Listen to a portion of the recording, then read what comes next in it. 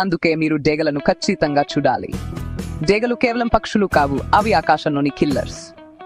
ఆకాశంలో ఉన్న అత్యంత శక్తివంతమైన వేటగాడిని చూసి ఆశ్చర్యపోవడానికి సిద్ధంగా ఉండండి. డేగలు అత్యంత శక్తివంతమైన వేటగాళ్ళు. వాటి కళ్ళు చాలా పదునైనవి. అవి 2 మైళ్ళ దూరం నుండి కూడా తమ వేటను గుర్తించగలవు.